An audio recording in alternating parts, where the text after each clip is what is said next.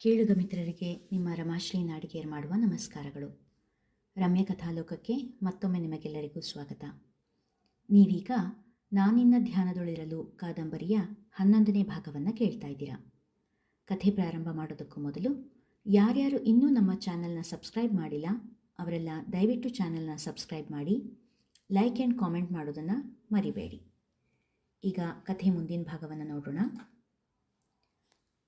ಇದೇನಾಗಿ ಹೋಯಿತು ಚಿದಂಬರ ಎಂದು ಆತಂಕದಲ್ಲೇ ಕೇಳಿದರು ಸುಬ್ಬಣ್ಣ. ನನಗಂತೂ ಒಂದೂ ತೋಚ್ತಿಲ್ಲ ಸುಬ್ಬಣ್ಣ. ಎಷ್ಟು ಕಳಕಳೆಯಾಗಿ ಓಡಿಗಡಿಕೊಂಡಿದ್ದು ಹುಡುಗಿ ಈಗ ಹೀಗೆ ಮಂಕು ಬಡ್ದಂಗೆ ಕುಳ್ತಿರೋದು ನೋಡಿದ್ರೆ ಹೊಟ್ಟೆಲಿ ಬೆಂಕಿ ಬಿದ್ದಾಗ ಆಗ್ತಿದೆ. ಸುವರ್ಣ ಹೋದ್ಮೇಲೆ ಸಂಧ್ಯಾಗೆ ತಾಯಿ ಪ್ರೀತಿ ಕಡಿಮೆ ಆಗಬಾರ್ದು ಅಂತ ಗೀತಾಳನ್ನು ಕರ್ಕೊಂಡು ಬಂದೆ. ಆದರೆ ಅದೇ ದೊಡ್ಡ ತಪ್ಪಾಗಿ ಹೋಗಿದೆ ಎನ್ನುತ್ತಾ ಮುಖ ಮುಚ್ಚಿಕೊಂಡು ಅಳತೊಡಗಿದರು.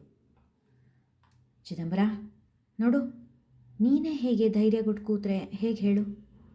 ನೀನು ಬಲವಾಗಿದ್ದರೆ ಏನೇ ಸಮಸ್ಯೆ ಬಂದರೂ ಎದುರಿಸ್ಬೋದು ಎಂದು ಧೈರ್ಯದ ಮಾತುಗಳನ್ನಾಡುತ್ತಾ ಸಮಾಧಾನ ಮಾಡಿದರು ಸುಬ್ಬಣ್ಣ. ಮುಂದೇನು ಮಾಡುವುದು ಎಂಬ ಅರಿವು ಇಬ್ಬರಿಗೂ ಇರಲಿಲ್ಲ. ಸುಭು ಅದು ಅದು ಸಂಧ್ಯಾನ ಹುಚ್ಚಾಸ್ಪತ್ರೆಗೆ ಸೇರಿಸಬೇಕಾಗೋದೇನೋ. ಚಿದಂಬರ ಹೇಳಲಾರದೆ ಹೇಳಿದಾಗ ಸುಬ್ಬಣ್ಣನವರು ಕೂಡ ತಡೆಯಲಾಗದೆ ಬಿಕ್ಕಿದರು. ಆ ಮಾತು ಹೇಳುವಾಗ ಎಷ್ಟು ಸಂಕಟಪಟ್ಟಿರಬಹುದು ಆ ಜೀವ ಎಂಬ ಅರಿವು ಸುಬ್ಬಣ್ಣನಿಗಿತ್ತು. ಅವಸರ ಬೇಡ ಚಿದಂಬರ, ಯಾರಾದರೂ ಸರಿಯಾದವ್ರನ್ನ ವಿಚಾರಿಸೋಣ. ನಾಳೆ ಮದುವೆ ಆಗಬೇಕಾಗಿರೋ ಹುಡುಗಿ. ಒಂದು ಸಾರಿ ಹುಚ್ಚಿ ಅನ್ನೋ ಹಣೆ ಪಟ್ಟಿ ಬಂದುಬಿಟ್ರೆ ಮುಂದಿನ ಬಾಳೆಲ್ಲ ಗೋಳಾಗಿ ಹೋಗುತ್ತೆ ಎಂದವರು ಸ್ವಲ್ಪ ಹಿಂಜರಿಕೆಯಿಂದಲೇ, ಚಿದಂಬರ, ಸ್ವಲ್ಪ ದಿನ ಸಂಧ್ಯಾಳನ್ನು ಬೇರೆ ಯಾವುದಾದ್ರೂ ಊರಿಗೆ ಕಳಿಸೋಕ್ಕಾಗುತ್ತೆಯೇ? ಸ್ವಲ್ಪ ದಿನ ಗೀತಮ್ಮನಿಂದ ದೂರ ಇದ್ದರೆ ಒಳ್ಳೆಯದೇನೋ ಅಂತ ನನ್ನ ಭಾವನೆ ಎಂದು ತಡೆದು ಹೇಳಿದರು. ಮೌನವಾಗಿ ಯೋಚಿಸುತ್ತಾ ಕುಳಿತರು ಚಿದಂಬರ. ಅಲ್ಲ, ನಾನು ಗೀತಮ್ಮ ಕೆಟ್ಟೋರು ಅಂತ ಹೇಳ್ತಿಲ್ಲ, ಯಾಕೋ ಅವರಿಬ್ಬರ ಮಧ್ಯೆ ಸರಿ ಹೋಗ್ತಾ ಇಲ್ವಲ್ಲ, ಅದಕ್ಕೆ ಹೇಳಿದೆ ಎಂದು ಸಮಜಾಯಿಷಿಯನ್ನು ನೀಡಿದರು ಸುಬ್ಬಣ್ಣ. ನನಗೂ ಅದೇ ಸರಿ ಅನ್ನಿಸ್ತಾ ಇದೆ. ನೋಡೋಣ, ಸಾಧ್ಯ ಆದರೆ ಸಂಧ್ಯಾನ ಸುವರ್ಣ ತವರಿಗೆ ಕಳಿಸ್ತೀನಿ ಎಂದು ಮನೆ ಕಡೆ ಮುಖ ಮಾಡಿದರು. ಸಂಧ್ಯಾನ ನೋಡಿದ್ರಾ, ಮಾತಾಡ್ಸಿದ್ರಾ? ಬಾಗಿಲು ದಾಟುತ್ತಾ ಇದ್ದಂತೆ ಕೇಳಿದರು ಚಂದ್ರಿಕಾ. ಇಲ್ಲ ಕಣೆ, ಚಿದಂಬರನ ಜೊತೆ ಮಾತಾಡ್ಕೊಂಡು ಬಂದೆ ಎನ್ನುತ್ತಾ ತಮ್ಮಿಬ್ಬರ ನಡುವೆ ನಡೆದ ಮಾತುಕತೆಗಳನ್ನು ಮಡದಿಯ ಬಳಿ ಹೇಳಿದರು ಸುಬ್ಬಣ್ಣ. ಕಗ್ಗತ್ತಲ ಆ ರಾತ್ರಿ ಕಳೆಯಿತು. ಮರುದಿನ ಶಾಲೆ ಕಾಲೇಜಿಗೆ ಹೊರಟ ಮಕ್ಕಳಿಗೆ, ಛಾಯಾ, ಚಿತ್ರ, ಸರಿಯಾಗಿ ಕೇಳಿಸ್ಕೊಳ್ಳಿ. ಸಂಧ್ಯಾ ಬಗ್ಗೆ ಯಾರಾದರೂ ಕೇಳಿದ್ರೆ ಅವಳಿಗೆ ಜ್ವರ ಬಂದಿದೆ ಅಂತ ಹೇಳಬೇಕು. ಅದು ಬಿಟ್ಟು ಬೇರೆ ಏನಾದರೂ ಹೇಳಿದ್ರೆ ಬೆನ್ನ ಮೇಲೆ ಬಾಸುಂಡೆ ಬೀಳುತ್ತೆ. ಆಮೇಲೆ ನಿಮ್ಮನ್ನು ಈ ಮನೆ ಹೊಸಲು ದಾಟಕ್ಕೂ ಬಿಡಲ್ಲ, ನೆನಪಿರಲಿ ಎಂದು ಎಚ್ಚರಿಸಿಯೇ ಕಳಿಸಿದರು ಚಂದ್ರಿಕಾ. ಬೆಳಕು ಹರಿಯುತ್ತಿದ್ದಂತೆ ಮಗಳ ಮನೆಗೆ ಬಂದಿಳಿದರು ಪ್ರೇಮ.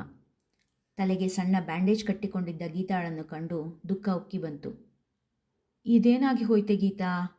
ಬ್ಯಾಂಡೇಜ್ ಕಟ್ಟೋಷ್ಟು ದೊಡ್ಡ ಗಾಯ ಆಗಿದೆಯೇನೇ ಎನ್ನುತ್ತಾ ಬಂದು ಹಗುರವಾಗಿ ಮಗಳನ್ನು ತಬ್ಬಿದರು. ತಾಯಿಯನ್ನು ನೋಡಿದ್ದೇ ತಡ ದೊಡ್ಡದಾಗಿ ದನಿ ತೆಗೆದು ಅಳಲಾರಂಭಿಸಿದಳು ಗೀತಾ.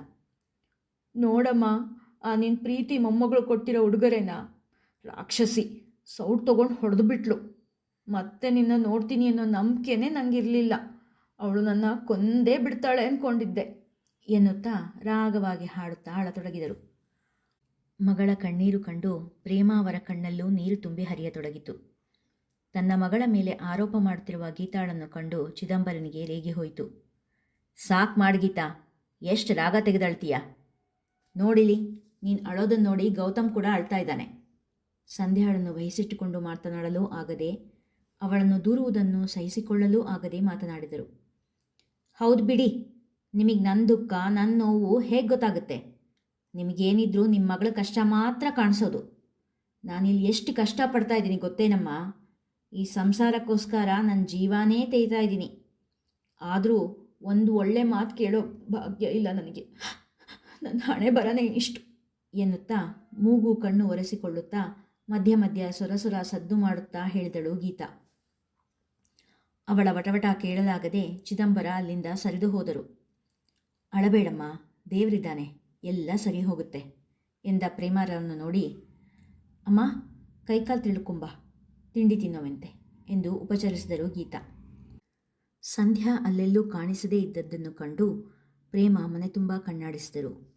ತಾವು ಊರಿಂದ ಬಂದಾಗಲೆಲ್ಲ ಅಜ್ಜಿ ಅಜ್ಜಿ ಎನ್ನುತ್ತಾ ಹಿಂದೆ ಮುಂದೆ ಸುತ್ತಾಡುತ್ತಿದ್ದ ಮೊಮ್ಮಗಳು ಕಾಣದಾದಾಗ ನಿಟ್ಟುಸಿರು ಹೊರಬಂತು.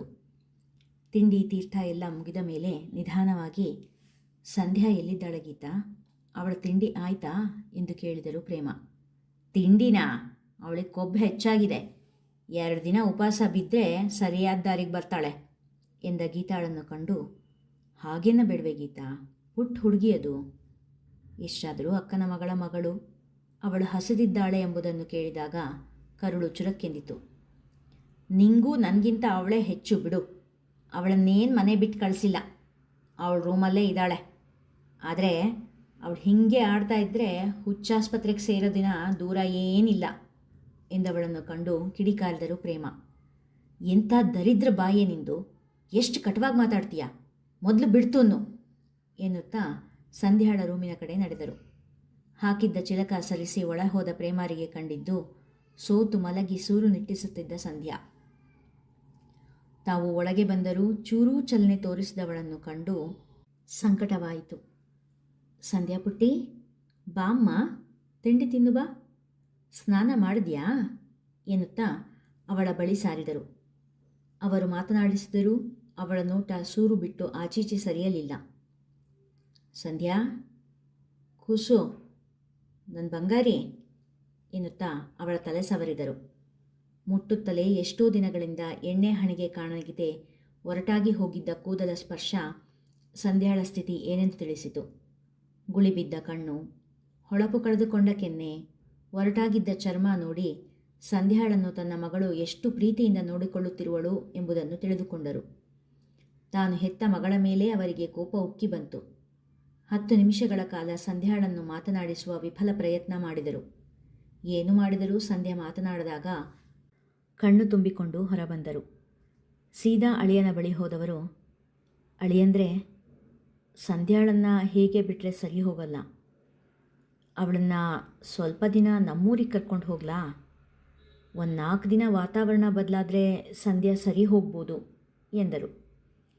ನಾನು ಕೂಡ ಅದೇ ಯೋಚನೆ ಮಾಡ್ತಿದ್ದೆ ಅತ್ತೆ, ಆದರೆ ನಿಮಗವಳನ್ನು ನೋಡ್ಕೊಳ್ಳೋದಕ್ಕೆ ತೊಂದರೆ ಆಗೋದಿಲ್ವೇ ಎಂದವರ ತನ್ನ ಸುನಗೆ ಬೀರಿ, ನನ್ನ ಮೊಮ್ಮಕ್ಕಳನ್ನು ನೋಡ್ಕೊಳ್ಳೋದು ನನಗೇನು ಕಷ್ಟ ಅಲ್ಲ ಬಿಡಿ, ಯೋಚನೆ ಮಾಡಬೇಡಿ, ನಾಳೆನೇ ನಾವಿಬ್ಬರು ಊರಿಗೆ ಹೊರಡ್ತೀವಿ ಎಂದರು.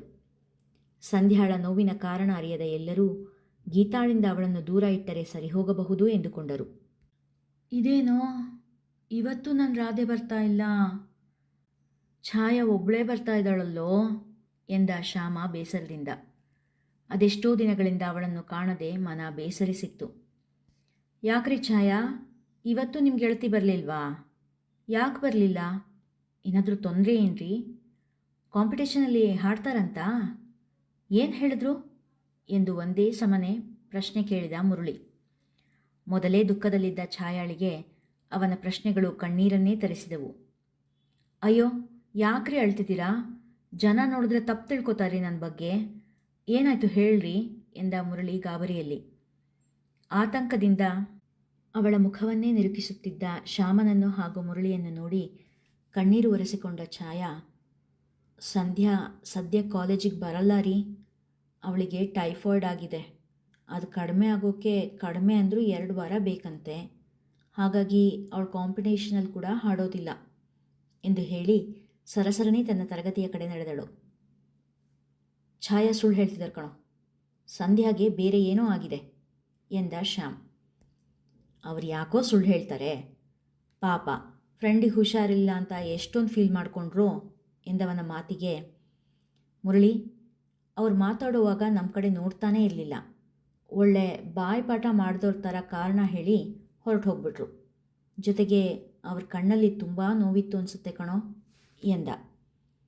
ಅಬ್ಬಾ ತಂದೆ, ನೀನಿನ್ನೂ ಮನೋವೈದ್ಯ ಆಗಿಲ್ಲ ಗುರುವೇ, ನಿಮ್ಮ ಅಮ್ಮನ ಹತ್ರ ಬರೋವಂಥ ಪೇಷಂಟ್ಗಳನ್ನ ನೋಡಿ ನೋಡಿ ನಿಮಗೆ ಎಲ್ಲರೂ ಮನೋವ್ಯಾಧಿ ಇರೋ ಥರನೇ ಕಾಣ್ತಾರೆ.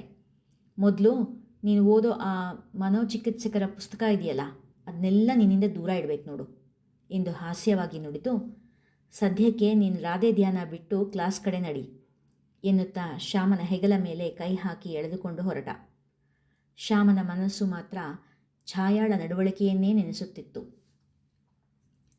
ಸ್ಥಳ ಬದಲಾವಣೆ ಸಂಧ್ಯಾಳ ಸ್ಥಿತಿಯನ್ನು ಬದಲಾಯಿಸಬಹುದೇ ಅಥವಾ ಇನ್ನೂ ಬಿಗಡಾಯಿಸಬಹುದೇ?